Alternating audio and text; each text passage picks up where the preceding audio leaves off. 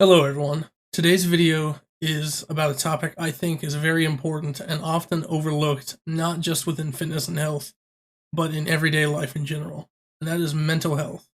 And before we begin, I want to stress the importance of seeking professional help for mental health concerns. I am not a medical professional, and the information in this video should not be used as a substitute for professional medical advice, diagnosis, or treatment.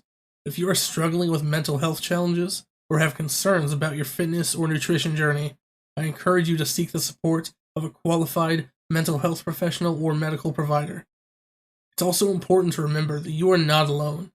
Mental health challenges are common, and it's okay to ask for help. Don't hesitate to reach out to friends or loved ones for support, and consider joining a support group or seeking counseling to help you cope with any mental health challenges you may be facing. Remember, taking care of your mental health is an important part of overall well-being, and seeking support is a sign of strength.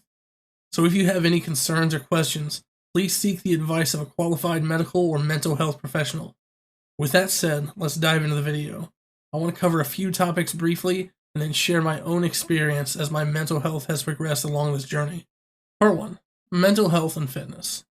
Mental health and fitness are closely related. Exercise is a powerful tool that can have significant benefits for mental health, including reducing symptoms of anxiety, depression, improving mood, and reducing stress. However, for many people struggling with mental health challenges, finding the motivation to exercise can be difficult. Depression and anxiety, for example, can make it challenging to find the energy and motivation to exercise. It's important to recognize that mental health is unique for each individual, and what works for one person may not work for another. If you're struggling with motivation to exercise, it may be helpful to set small, achievable goals for yourself. This could be as simple as going for a short walk around the block, or participating in some gentle yoga or stretching. Over time, you may find that exercise becomes a helpful tool for managing your mental health. It's also important to remember that exercise doesn't have to be intense or high impact to be beneficial. In fact, some studies have shown that moderate intensity exercise, such as brisk walking or cycling, may be just as effective as high-intensity exercise for improving mental health. In addition to regular exercise, it's important to take care of your overall physical health. This includes getting enough sleep, eating healthy and balanced diets, and staying hydrated. These lifestyle factors can all contribute to improved mental health and well-being. Remember, taking care of your mental health is just as important as taking care of your physical health. By prioritizing both, you can help promote overall wellness and well-being. Part 2. Mental health and eating habits. Just like mental health and fitness are interconnected, mental health can also have a significant impact on eating habits. Many people struggle with their relationship with food, and mental health can play a significant role in this. For some, mental health challenges such as depression or anxiety can lead to changes in appetite or eating habits. For example, some people may experience a loss of appetite or a tendency to overeat in response to stress or negative emotions. On the other hand, some people may turn to food as a coping mechanism for difficult emotions or situations.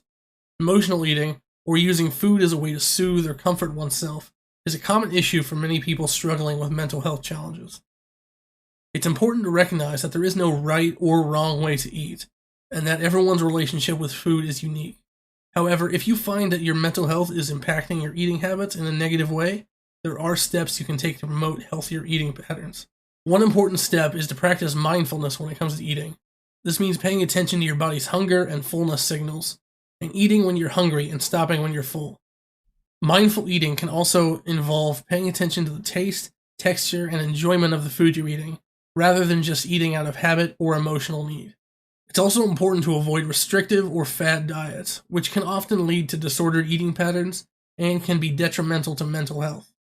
Instead, focus on eating a variety of nutrient-dense foods that you enjoy, and aim for balance and moderation in your eating habits. Finally, it's important to seek support if you're struggling with your relationship with food. This may involve working with a therapist or a counselor who specializes in disordered eating or body image issues, or seeking support from a registered dietitian who can help you develop a healthy and balanced eating plan.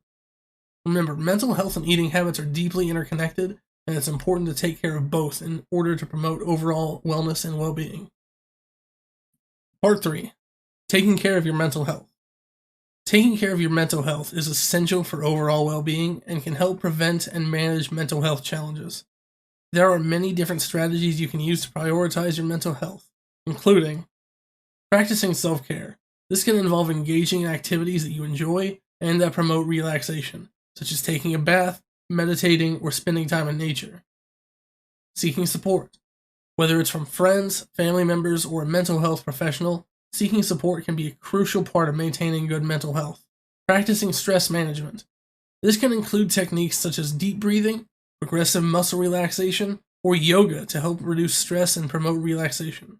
Staying active. As we discussed earlier, regular exercise can have significant benefits on mental health. Prioritizing sleep. Getting enough sleep is essential for good mental health and can help improve mood, reduce stress, and promote overall well-being. Practicing mindfulness. This involves being present in the moment and focusing on the present rather than worrying about the past or the future.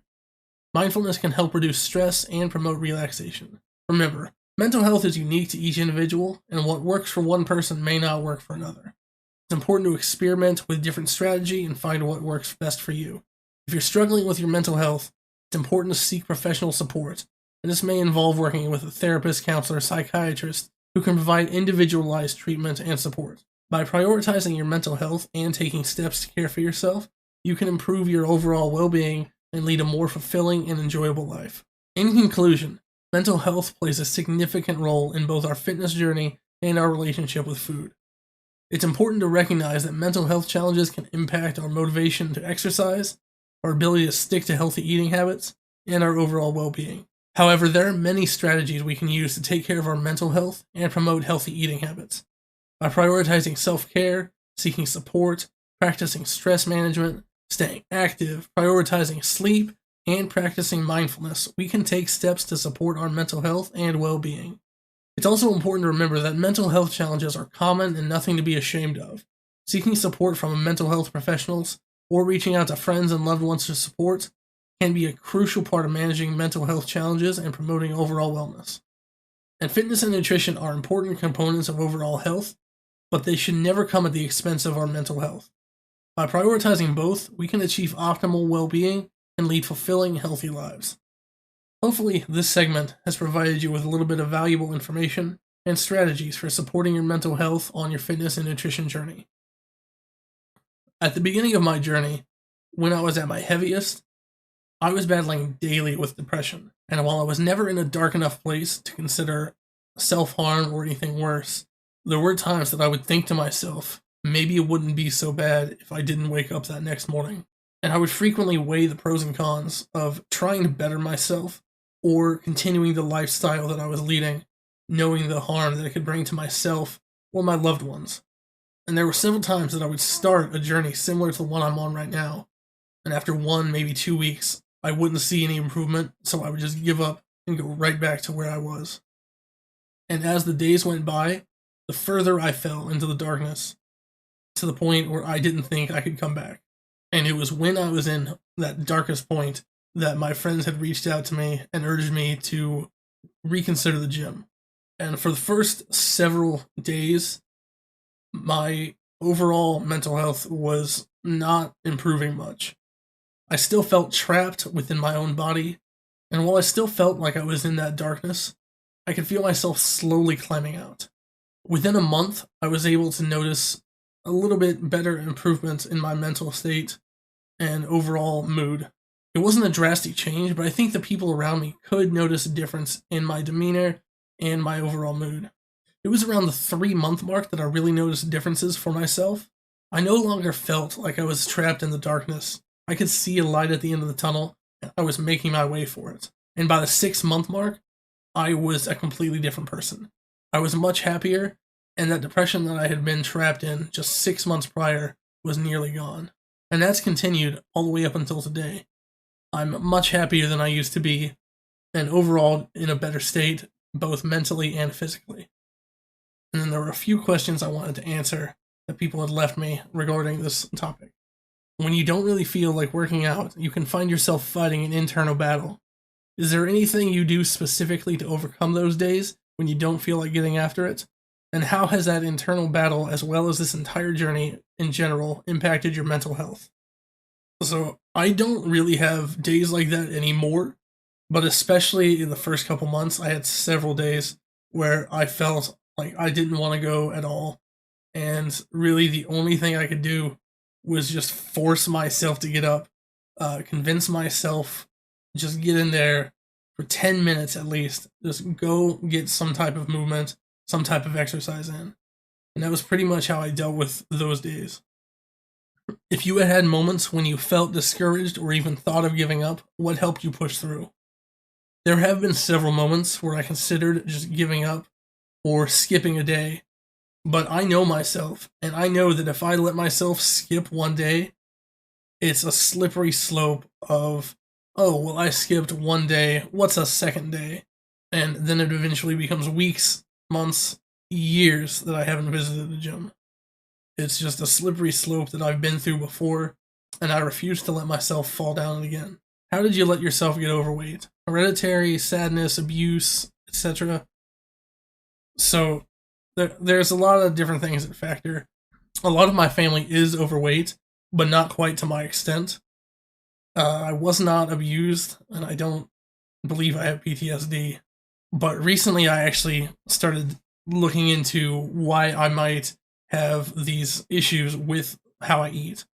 And I realized that the times that I would eat the most were holidays or family events, which were always the happiest moments that I had.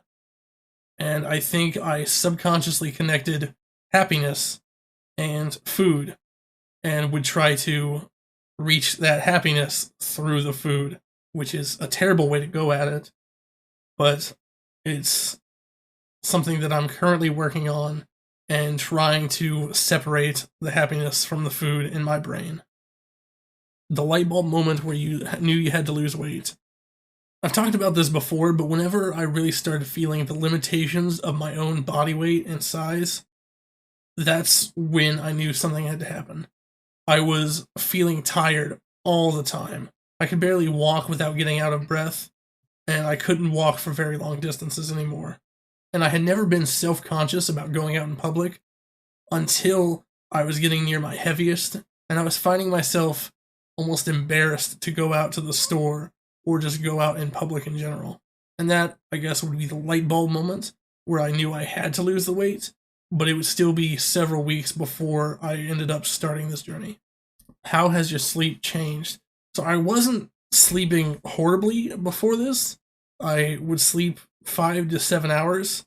But I can definitely feel the difference in the quality of sleep I was getting before and after. I am feeling much more rested and energetic than I was previously, despite getting about the same amount of sleep. And that's going to do it for this video. There were more questions that I responded to in the comments of my Instagram videos or through direct message. But if you do have any more questions, leave them down in the comments or DM me on Instagram, and I'll try to get to them when I can. Thank you for watching. Have a good day.